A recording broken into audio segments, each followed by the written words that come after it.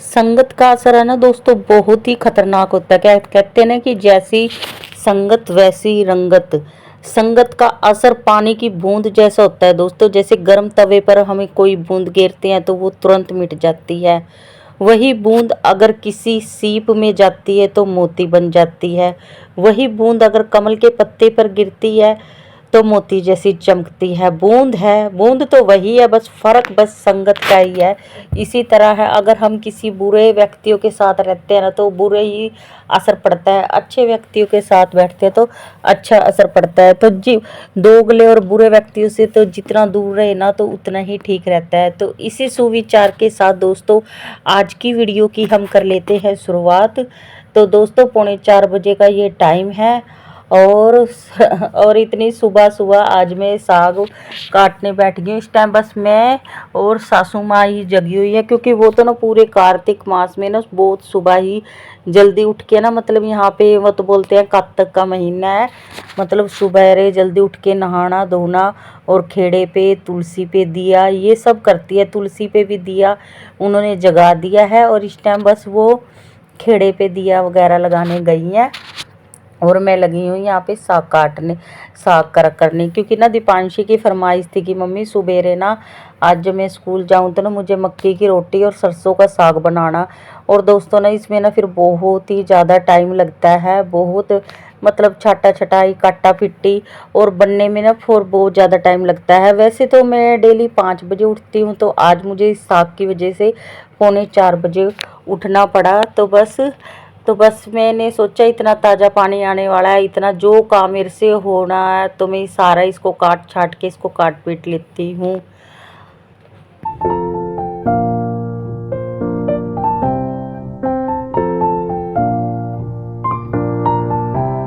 और साग को मैंने अच्छी तरह से काट लिया था, काट के उसको मैंने रख दिया। फिर ये ना झाड़ू में मैं सोच रही थी बाद में ही लगा दूँ, क्योंकि थोड़े बहुत ये साग के ये फैलेंगे तो बाहर जो सारा बाकी का कचरा था साग में से जो निकलता है वो मैं बाहर रखा है, क्योंकि यहाँ पे फालतू पशु है ना वो खा लेगा। मतलब वैसे फालतू पशु तो यहाँ घूमते नहीं है। यहाँ पे गांव नगर के खेड़े का ना, गांव के नाम का ना एक वो छोड़ा हुआ है, मतलब क्या बोलते हैं उसको, सांड टाइप का वो छोड़ा हुआ है। तो मतलब उसके लिए रख देते हैं जो भी रोटी ये इस तरह का घास फूस सब्जियों का, तो ये वो खा लेते हैं। वो बाहर डाला ही, बाकी जो फालतू फैला है। और वैसे भी सुबह के टाइम में तो बासी झाड़ू एक बार लगाना ज़रूरी होती है। तो बस इतना धीमी धीमी आंच पर मैं कुकर में अच्छी तरह से साग को धो के अभी चढ़ा दूंगी बस। और आजकल है ना बस खाना बाहर ही बैठ के बना रही हूँ, क्योंकि मौसम है ना बहुत अच्छा लगता है। अंदर मुझे इतना अच्छा नहीं लगता जितना मुझको खुले में ऐसे बैठ के बनाना अच्छा लगता है। तो बस कुकर को अच्छी तरह से पानी में धुल दिया। वैसे तो ना चूल्हे पे साग को बनाते हैं ना तो वो और भी ज़्यादा अच्छा लगता है। बस अब क्या करें, समय को देखते हुए बस कुकर में ही बनाऊंगी। और वैसे भी कुकर का भी साग कोई माड़ा नहीं बनता, बहुत ये भी टेस्टी बन ही जाता है। बनाने वाले के हाथ में फ़र्क होता है। तो बस साग को मैंने खूब अच्छी तरह से काफ़ी खुले पानी में मैंने इसको नल के नीचे ही अच्छी तरह से इसमें धो लिया था। फिर इसको अच्छी तरह से निचोड़ के अब इसमें कुकर में भर के और बस अब धीमी आंच पे और ये कुकर में 8-10 सीटियों तक मैं इसको पकाऊंगी। इतना मेरा ताज़ा पानी भी आ ही गया था। और फिर मैं बाकी काम करूँगी मैं खाना बनाने का नहाने के बाद।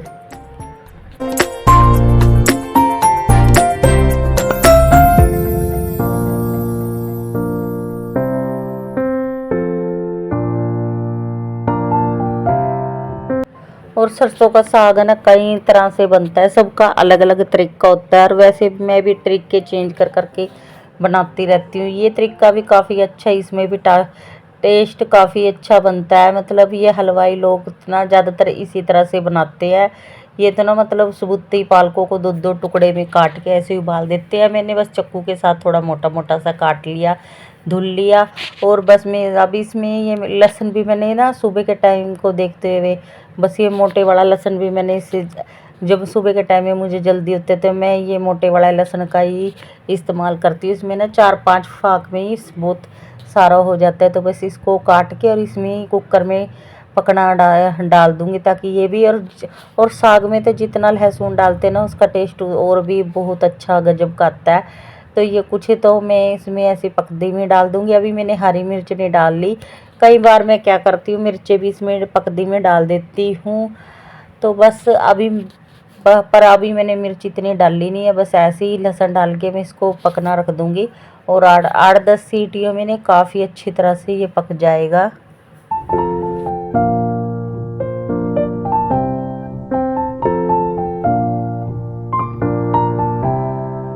और बस बार बार जा जाके मैं नल के पास भी देख रही थी कि ताज़ा पानी आया है कि नहीं आया। और इधर ना मेरी सासू माँ भी बैठी हैं सामने, तो उन्हीं से मेरी कुछ बातें चित्ते भी हो रही हैं। बस उनको मैं वीडियो में बस इसका भी रीज़न है नहीं लेके आती, तो इसका भी रीज़न मैं आपको बाद में बताऊंगी कभी अगर मौका मिला। तो साग मेरा पक गया था और इसमें अच्छी तरह से मैं अल्लण, हमारे हरियाणवी लोग इसको अल्लण बोलते हैं, इसमें बेसन, कोई बेसन भी डालता है, मक्की का आटा, कोई बाजरे का आटा, तो कोई गेहूं का आटा ही, पर मुझे ना ज़्यादातर इसमें बेसन ही डालना अच्छा लगता है या फिर मक्की का आटा। तो 2-3 चम्मच को लेके अच्छी तरह से घोल के अब इसमें डाल दूँगी और फिर इसको खूब अच्छे से घमने से इसको घमूँगी। वैसे तो इसको मिक्सी में भी कर सकते हैं, वीटर भी है मेरे पास, पर हमें ना ज़्यादा मशीनी घोटे साग से ना ये घमने से घुटा हुआ साग घर में सबको ज़्यादा पसंद आता है। तो बस, और सबसे ज़्यादा मेहनत यहीं पे सबसे ज़्यादा होती है, जितनी इसके काट छटाई में होती है उतनी इसको बस घमने में भी लगती है। और गरम गरम सा इसको खूब अच्छी तरह करना पड़ता है और हाथ भी दुखने लग जाते हैं। तो ये खूब अच्छी तरह से मैंने इसको घोट दिया था, एकदम मुलायम हो गया था। बस अब इसको छोंक लगाऊंगी बस इसको नहा धो के, क्योंकि मेरा अभी टाइम हो गया था नहाने का, क्योंकि रोज़ मैं 5-5:15 बजे लगभग नहा लेती हूँ और यही टाइम हो गया था। मैंने टाइम भी देख लिया था, 5 बज गए थे। और दिनों में इतना फ़र्क लग गया ना, बस पूछे ना। अभी तक भी इतना अंधेरा का अंधेरा ही पड़ा है। और ये देखो 5:07 हो गए थे जब मैं नहा धो के आ चुकी थी और फिर भी इतना अंधेरा था।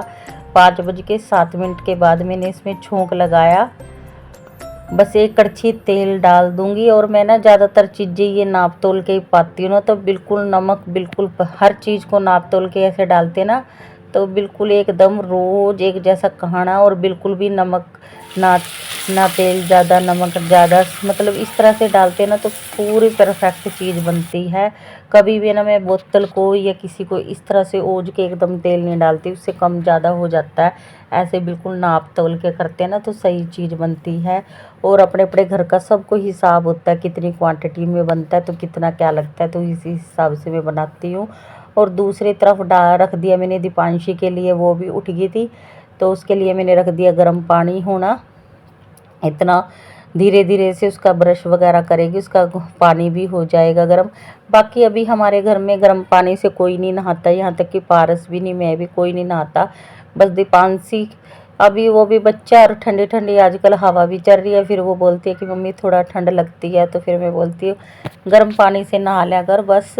और बाकी तो मेरा ये सारा छोंक मेरा मैंने अच्छी तरह से प्याज लहसुन को तेल में मैंने भून लिया था, और जो हमारे ये बेसिक मसाले ना सारे वही डाल दिए मैंने और खूब अच्छी तरह से बना लिया।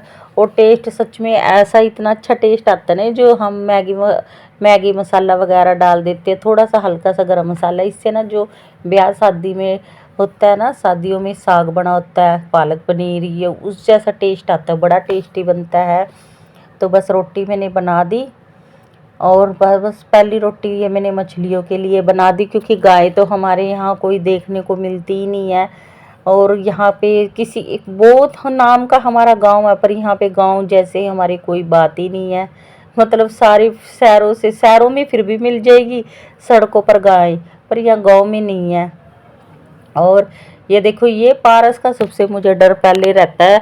शुक्र करो आज ये थोड़ी लेट उठा, अगर ये पूरे 4 बजे उठ जाना था ना, फिर नहीं है मेरे से बिल्कुल भी कोई काम करने देता, और मुझे इसी का ही डर था। फिर अब उठ गया, कोई बात नहीं है, फिर ये बस इसको आदत है फ़ोन देखने की। और बस फिर पहले तो सोच रही थी हाथ से रोटी बना दूँ मक्के की, फिर है ना हाथ में ना थोड़ा टाइम लगता है, और सुबह के टाइम में इतना टाइम नहीं होता। बस फिर मैंने लिफाफा रख के उसी के साथ ही अच्छे से रोटी बना दी थी, और इससे भी काफ़ी जल्दी और अच्छी अच्छी बन जाती है, कोई दिक्कत वाली बात नहीं होती लिफाफे पे भी। ये ज़रूरी है कि हाथ से ही हम थप थप करते रहे, हाँ उसमें टाइम लगता है। ये तो बस मतलब सिंपल कणक की रोटी से भी जल्दी बन जाती है अगर हम ऐसे लिफाफे पे बनाते हैं। और बस दीपांशी के लिए बस ये बोल रही थी कि मम्मी खा के मैं जाऊंगी, बस स्कूल में मैं गेहूं के आटे वाली रोटी लेके जाऊंगी। तो बस एक रोटी मैंने इसके लिए बनाई। और मैं सुबह के टाइम में मतलब बच्चों के लिए ही नाश्ता बनाती हूँ, बाद में हस्बैंड के लिए, अपने लिए और सास ससुर के लिए, उनके लिए मैं, सबके लिए मैं बाद में खाना पीना मैं बाद में बनाती हूँ। क्योंकि फिर वो तो इतनी सुबह जल्दी मतलब सासू माँ भी इतनी जल्दी सुबह खाना पीना नहीं करती, वो सुबह चाय वगैरह पी लेती हैं। और हस्बैंड तो अभी ड्यूटी से आए हैं, मतलब वो दूसरे रूम पे आके सो गए 6 बजे के करीब, 6:30 बजे के करीब वो आ जाते हैं। और 6:22 हो गए थे, मैंने टाइम देखा था।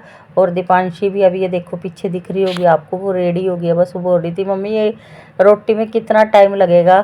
फिर मैंने बोला कोई बात नहीं बेटा, इसमें बहुत थोड़ा टाइम लगता है, मतलब इसको सीखने में थोड़ा दूसरी रोटी से थोड़ा टाइम लग ही जाता है। तो बस मैंने इसका भी एक परोठा सा बना दिया था।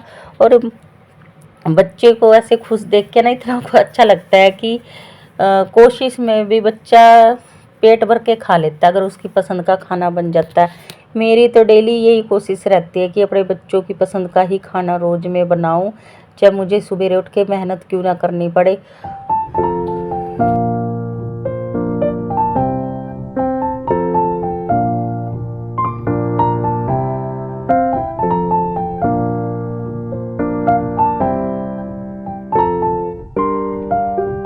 हाउस वाइफ में होती है कि, और मेरे अंदर तो ये मुझे खुद भी अपनी एक अच्छी आदत लगती है कि मैं ना अपना अलार्म भर के सोती हूँ। जब अलार्म बजता है ना तो तुरंत मतलब उसको बंद करके दोबारा नहीं लेटती, तुरंत मैं उठ जाती हूँ, तुरंत अपना बिस्तर छोड़ देती हूँ। थोड़ा तो लगता है शुरू में, बस मतलब थोड़ा सा मतलब ऐसे नींद टूटती है, पर एकदम अगर उठ के पानी पूनी पी लो, घूम लो फिर लो, फिर मतलब एनर्जी वाला शरीर हो ही जाता है। सुबह के टाइम में जो एनर्जी होती है ना उसकी तो बात ही अलग होती है, दिन के टाइम में इतनी वो बात नहीं रहती। सुबह के टाइम में जितना अपने शरीर से काम ले लो ना तो वो ठीक रहता है। तो ये हो गया दीपांशी का खाना, मक्की की रोटी, सरसों का साग, और बस ये मैंने उसको खाने के लिए दे दी। अब 6:22 तक जितनी रोटी मेरे से बनेगी बनाऊंगी, क्योंकि फिर मुझे बाद में बच्चों को भी देखना होता है ना, दीपांशी के भी बाल वगैरह बांधने होते हैं। और आज है सोमवार का दिन, मुझे जाना है शिव मंदिर भी। ये देखो मंडे नवंबर 3, 6:22 हो गए, मैंने रोटी बनानी छोड़ दी। इनका जितनी मैंने बच्चों के लिए बना दी थी, और इसकी दादी भी खाने के लिए बैठ गई थी, उनको भी दे दी थी। बाकी मैं बनाऊंगी बाद में अपने लिए, हस्बैंड के लिए और ससुर जी के लिए, वो बहुत लेट खाएंगे। सासू माँ भी सुबेरे बहुत जल्दी उठती है ना तो उन्हें भी भूख लगी जाती है। तो बस अब मैं इसकी अच्छी तरह से बाल वगैरह बना दूंगी, खुद से ये तैयार हो लेती है। बस फिर यही है, बच्चे को चोटी वगैरह भी छोटी है और फिर इसके बाल भी छोटे हैं, तो बस फिर मैं खुद ही बना देती हूँ इसकी दो ये चोटी सी। और आज सुबह जल्दी उठी थी तो सारा काम भी जल्दी से मेरा टाइम से ही सारा निपट गया था, और बहुत अच्छा लग रहा था इतने सुबह जल्दी उठ के सारा काम आल टोटली सारा निपट गया था। और ये सब्जी वगैरह सुबह ही बना लेती हूँ तो दोपहर तक ही काम आ जाती है। मतलब अब मैं दोपहर तक फ्री हूँ, जब दोपहर ये रोटी मांगेंगे बस सिर्फ रोटी है, ये चावल वगैरह बनेंगे, सब्जी तो मैंने यानी कि साग बनी गया। तो बस अब इसको स्कूल के लिए रेडी कर दूंगी। अब बस मैं जाऊंगी इसको बैन स्टॉप तक छोड़ने, और ये बोल रही है मेरी छोटी छोटी बड़ी होगी, फिर मैंने इसे हिला के इसको कर दिया सेट। अब चले हम इसको बैन स्टॉप तक छोड़ दूंगी, खुद चली मैं शिव मंदिर। बाय बाय दोस्तों, वंदे मातरम। मिलूंगी नेक्स्ट व्लॉग में।